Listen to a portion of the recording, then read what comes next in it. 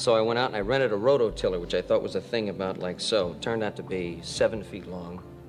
Big motor. It's hard to overstate the place Little House on the Prairie held in America's heart. From its debut in 1974, the show wasn't just a hit. It was a phenomenon. Millions tuned in every week to watch the Ingalls family navigate life on the American frontier, battling nature, hardship, and tragedy, while teaching lessons about love, faith, and resilience.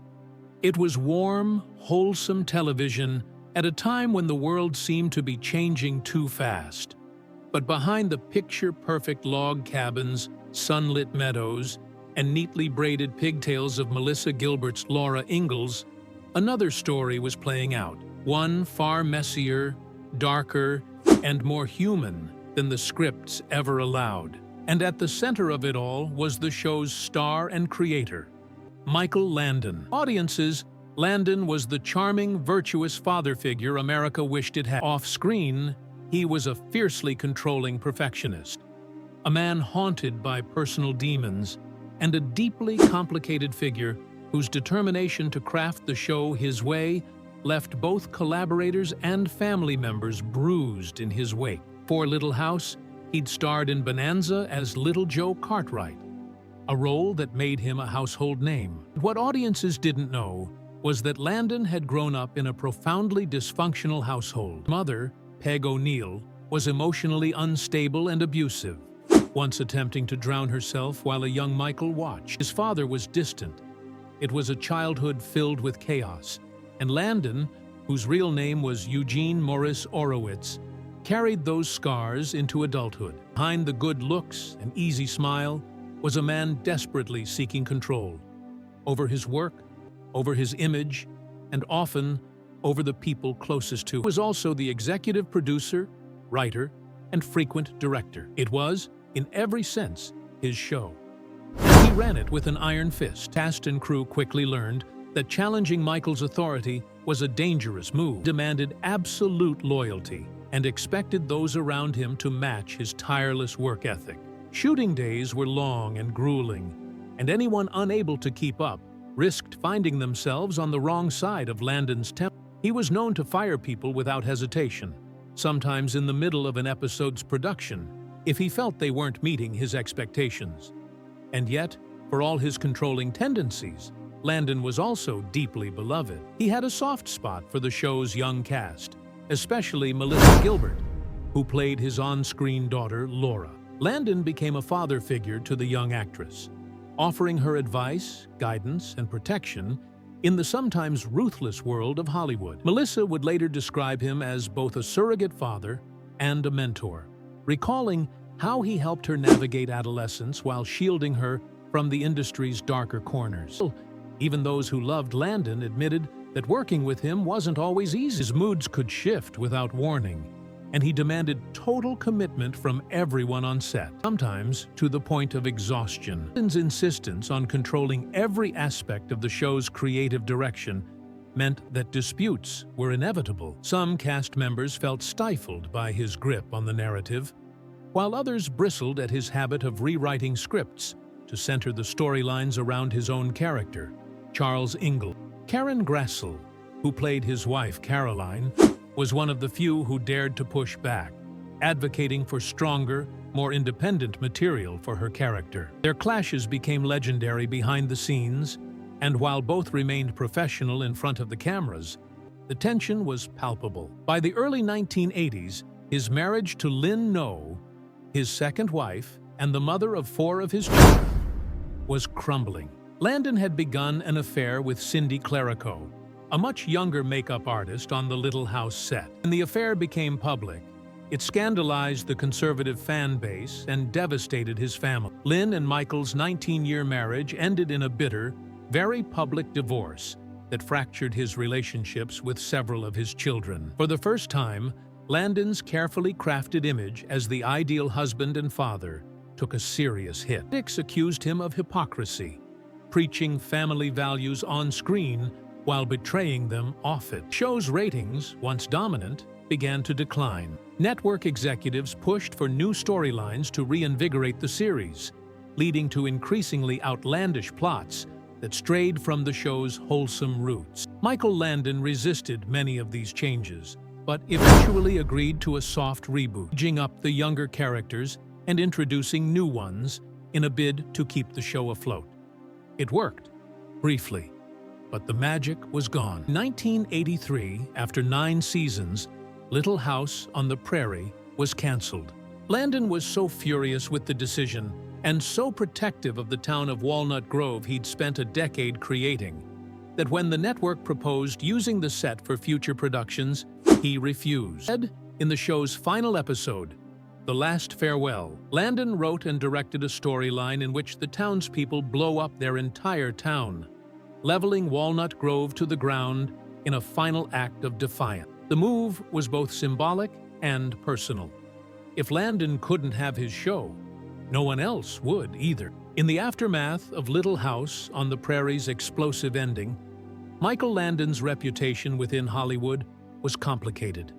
He was both respected and feared, admired for his relentless work ethic and undeniable talent, yet known for his sharp temper and tendency to alienate those closest to him. Even after the prairie dust settled, the stories from the set lingered. Some former cast members spoke with admiration about how Landon had changed their lives, while others quietly admitted they had never fully forgiven him for the pressure, the control, and the personal betrayals that unfolded during those years. Yet Landon, ever the showman, moved forward with characteristic bravado. In 1984, he launched a new series, Highway to Heaven, casting himself once again as a morally righteous character, this time an angel sent to Earth to help people through life's toughest moments. It was, in many ways, Landon's attempt to recapture the wholesomeness of Little House, while steering clear of its creative entanglements. The show ran for 5 successful seasons, further cementing its status as television's good-hearted moral compass. But by the late 1980s, the cracks in his armor were beginning to show. Privately, Michael Landon's personal life remained as turbulent as ever. His marriage to Cindy Clerico, though initially filled with the kind of romance that comes with forbidden love, began to show signs of strain. Landon's health also became a concern. Known for his intense physical fitness routines and clean-cut image, Landon began experiencing unexplained stomach pain in the early 1990s. For a man who'd always believed himself invincible, who ran, swam, and worked 14-hour days, it was unsettling. In April 1991, just months after his 54th birthday, Landon received devastating news. He had been diagnosed with pancreatic cancer. The diagnosis was grim. It had already spread to his liver and was considered inoperable. The diagnosis rocked not only his family, but the entire television community. Fans who had grown up watching him first as Little Joe Cartwright, then as Charles Ingalls, and later as the benevolent Jonathan Smith in Highway to Heaven, struggled to accept that their hero was facing a battle he couldn't win. But, in characteristic Landon fashion, he met the news with stubborn defiance. He publicly announced his illness during a press conference at his home, cracking jokes and insisting he would fight with everything he had. "I'm going to beat this thing," he told reporters. "It's just another challenge, and you know how much I like challenges." For a while, it seemed as though he might. Landon threw himself into alternative therapies, embracing holistic medicine, vitamin regimens, and even psychic healers alongside his conventional treatment. He kept his sense of humor intact, famously joking about his new vegetarian diet, lamenting the loss of cheeseburgers and fries.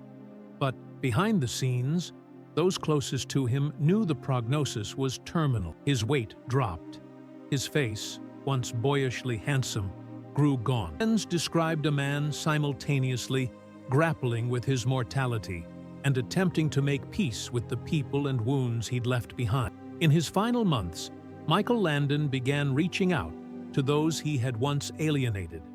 He reconnected with estranged former cast members, sought to mend fractured relationships with his older children, and spent long, quiet afternoons with his younger kids, hoping to impart some final words of wisdom before it was too late. Even Melissa Gilbert, his once surrogate daughter on Little House, later said those final conversations were a mixture of warmth and regret. He knew he hadn't always been easy, she recalled, but he wanted us to know how much we meant to him. On July 1st, 1991, less than 3 months after announcing his diagnosis, Michael Landon passed away at his home in Malibu, surrounded by his family. He was 54 years old. His death sent shockwaves through the entertainment world. Tributes poured in from around the globe, from fans who had grown up watching him and from colleagues who respected, feared, and ultimately admired him. Despite the controversies, the affairs, and the well-documented temper, Landon left behind a complicated but indelible legacy. A man who shaped the landscape of American television while grappling with the same flaws, regrets, and longings as the characters he brought to life. Though Michael Landon's death marked the end of an era for television, the legacy of Little House on the Prairie and the complicated man behind it didn't fade. In fact, in the years following his passing, those who had worked closest to him began sharing stories that painted a fuller, more human picture of the man America thought it knew. Some spoke of his generosity. Landon had quietly paid for the medical bills of sick crew members, bought groceries for struggling staff, and offered work to actors long after others in the industry had forgotten them. He was known to pay attention to the smallest members of his production teams, learning their names, asking about their families, and offering support when times were tough. To those on the receiving end of his kindness, he was a hero not for the characters he played, but for the moments of real compassion that rarely made the headlines. Yet, others would recall a far more demanding, difficult man. A perfectionist whose relentless pursuit of control often left people drained and demoralized. His temper was infamous, his grudges long held, and for those who crossed him, reconciliation wasn't always in the cards. Nowhere was this duality more evident than in his relationships with the young cast of Little House. Melissa Gilbert, who played Laura Ingalls, remained fiercely loyal to Landon long after his death. She spoke openly about how he had guided her through adolescence, protected her from the darker side of fame, and treated her like one of his own children. Gilbert, Landon wasn't just a TV father. He was a surrogate parent, a steady hand in a world that often spun out of control. Other cast members carried more complicated memories. And Grassel, who played Caroline Ingalls, spoke in later years about their strained working relationship. She admired his talent and ambition, but resented how her character was often sidelined and how Landon's dominance over the production left little room for dissenting voices. The set could be a tense place, she admitted, where Landon's moods dictated the atmosphere and where challenging him came with consequences. As nostalgia for Little House grew in the years after Landon's passing, so did public interest in the behind-the-scenes drama.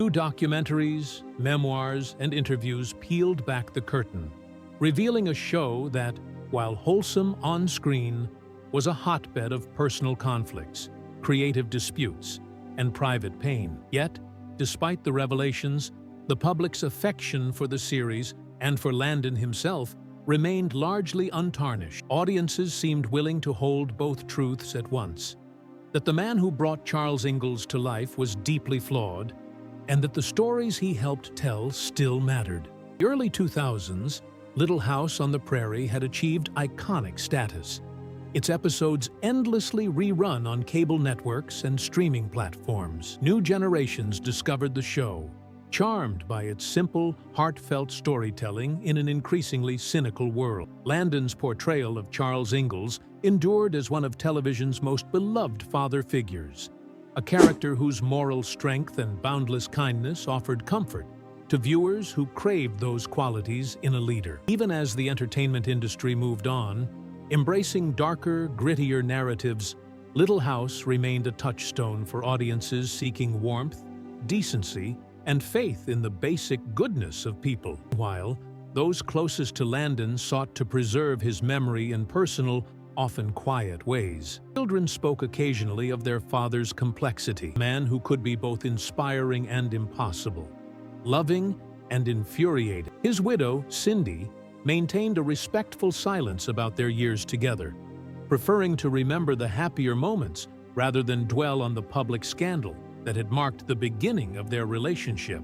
Melissa Gilbert, now an accomplished actress and writer in her own right, continued to champion Landon's legacy, defending him against critics while acknowledging his flaws. Described him as a human being like any other, capable of greatness, haunted by demons, and ultimately striving to do his best with the hand life had dealt him. In Hollywood, where images are carefully managed and legacies often whitewashed, Michael Landon's story stands out precisely because it refuses to be simple. He was neither saint nor villain, but something far more compelling, a deeply wounded man who spent his life telling stories about resilience, forgiveness, and faith, while privately wrestling with his own capacity for both cruelty and kindness. The duality of his character continues to fascinate audiences and biographers alike, a reminder that the most captivating stories aren't those of flawless heroes,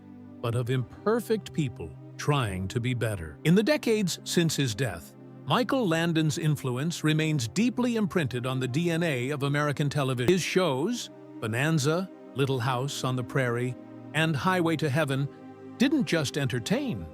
They offered moral lessons, simple values, and characters viewers felt they knew intimately. Even now, reruns of Little House continue to draw loyal audiences, especially during times of cultural uncertainty, as people seek comfort in the familiar simplicity of Walnut Grove's dusty roads and wide-open fields. Landon's ability to tap into universal human emotions, love, loss, redemption, resilience, made him one of the most enduring television storytellers of his generation. Yet behind that legacy still lingers the complicated portrait of a man whose public virtue often stood in sharp contrast to his private failings. In recent years, memoirs and interviews have emerged, offering more honest, nuanced accounts of Landon's life, neither hagiography nor smear job, but a balanced recognition of a complicated, brilliant, often difficult man. His surviving children, now adults with families of their own, speak of their father with the kind of bittersweet clarity time provides. They remember a man who could be playful, tender, and wildly generous one moment, then cold and unapproachable the next. Divorce from their mother, Lynn Noy, left deep wounds that some of them spent years working through. They also acknowledge that Landon, in his final months, tried to make amends, reaching out with humility and sorrow, attempting to repair relationships frayed by years of distance and betrayal. Cindy Landon, his widow, has largely avoided public reflection on their life together, preferring to let the work he left behind speak for itself. And it does. Stories Landon helped tell continue to resonate because they grapple with the very contradictions that defined him. Faith amid doubt, kindness alongside cruelty, love tangled with loss. For the cast and crew of Little House, the decades since Landon's death have allowed for a reckoning with their memories. Melissa Gilbert remains one of his most vocal defenders, often describing him as a second father, mentor, and protector. She's candid about his flaws, but firm in her belief that the man she knew off-camera was someone who ultimately cared deeply for the people around him, even if his ways of showing it were sometimes flawed. Carrie Grassel, in contrast, has in recent years spoken more openly about the difficulties she experienced on set, calling out Landon's volatile moods and the uneven treatment she received as the show's leading lady. Yet even she acknowledges that his storytelling instincts were unparalleled, that his charisma and creative vision shaped a show that left a cultural mark no one could deny. Industry, too, continues to grapple with how to remember Landon. Modern audiences, accustomed to dissecting public figures through the lens of contemporary values, have begun re-evaluating the complicated men who once dominated Hollywood's golden age. Landon, with his clean-cut image and messy personal life, fits neatly into that conversation.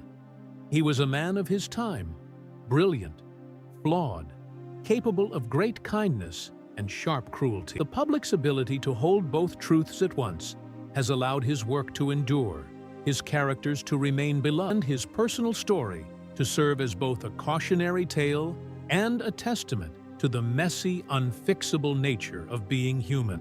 Even today, Little House on the Prairie is more than just a nostalgia trip. Its episodes about poverty, death, prejudice, community, and resilience still feel surprisingly modern. Proof that Landon's instincts about what mattered in storytelling were often dead on. Continued popularity in reruns, streaming services, and stage adaptations keeps alive not just the story of the Ingalls family, but the story of the man who fought so hard to tell it, flaws and all. In the end, Michael Landon's life was a reflection of the very themes he wove into his show: that family is complicated, love is imperfect, redemption is possible, and the past can't always be undone, can be understood. And perhaps that's why, 3 decades after his death, Michael Landon remains a presence in American culture. Not because he was perfect, but because he wasn't. He was a man who told beautiful stories while privately struggling to live them. A television icon whose characters helped heal millions while he quietly wrestled with wounds of his own. His final act, writing his character's town into oblivion, leveling Walnut Grove rather than let it be controlled by anyone else, was as dramatic and defiant as the man himself. A final reminder that even in death, Landon insisted on writing his own ending.